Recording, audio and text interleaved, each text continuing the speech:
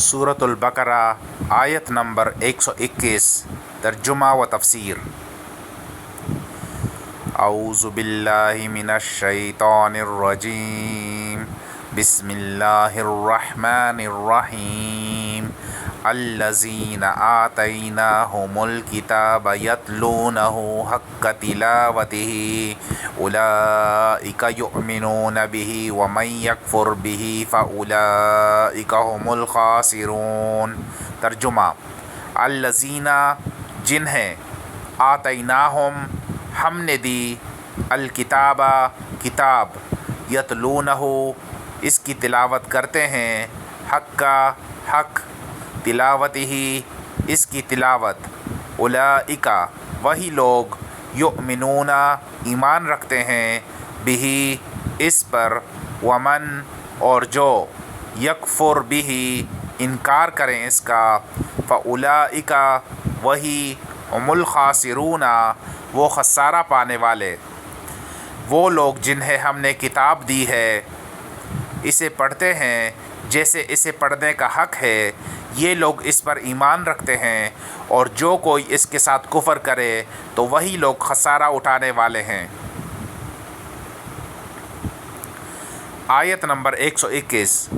اہل کتاب کے اعمال بد کا ذکر کرنے کے بعد اب ان میں سے نیک اور اللہ سے ڈرنے والے لوگوں کا ذکر فرمایا گیا ہے کہ وہ کتاب کو اس طرح پڑھتے ہیں جس طرح اسے پڑھنے کا حق ہے۔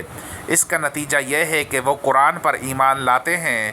اس کی ہم معنی آیات دیکھیے سورۃ القصص آیت نمبر 52 تا 54 میں۔ مراد اس سے عبداللہ بن سلام رضی اللہ تعالی عنہ اور ان کے ساتھی ہیں۔ معلوم ہوا کہ حق تلاوت یہ ہے کہ اس میں تحریف نہ کی جائے، اس کے احکام پر عمل کیا جائے۔ قرآن کی تلاوت کا حق بھی یہی ہے۔ بعض لوگ حق سے مراد صرف حروف کو ان کے مخارج سے ادا کرنا لیتے ہیں، مگر یہ کافی نہیں۔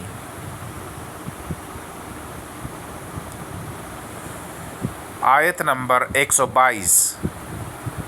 اعوذ باللہ من الشیطان الرجیم، بسم اللہ الرحمن الرحیم۔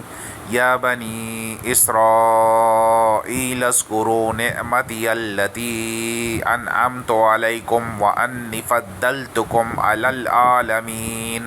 ترجمہ: یا بنی اسرائیل، اے بنی اسرائیل، اذکروا تم یاد کرو، نعمتی میری نعمت، التی جو کہ، انعمت میں نے انعام کی، علیکم تم پر، وانی اور یہ کہ میں نے، فضلتکم تمہیں فضیلت دی، علی پر، العالمین زمانے والے۔ اے بنی اسرائیل میری نعمت یاد کرو جو میں نے تم پر کی، اور یہ کہ بلا شبہ میں نے ہی تمہیں جہانوں پر فضیلت بخشی۔ آیت 122 123۔ بنی اسرائیل سے خطاب کی ابتدا اللہ کی نعمتیں یاد دلانے اور قیامت اور اس کی ہولناکیوں سے ڈرانے سے ہوئی۔ مسلسل 84 آیات میں ان پر اللہ کی نعمتوں کے ساتھ ساتھ ان کی نافرمانیوں کا ذکر بھی فرمایا گیا۔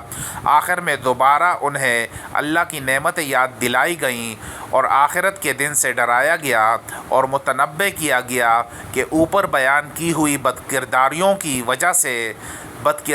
کی وجہ سے تم ظالم ٹھہرے، سو اب امامت و قیادت بنی اسرائیل سے بنی اسماعیل میں منتقل ہو رہی ہے، جن میں ایک پیغمبر مبعوث کرنے کی دعا ابراہیم علیہ السلام نے کعبہ کی بنیادیں اٹھاتے وقت کی تھی۔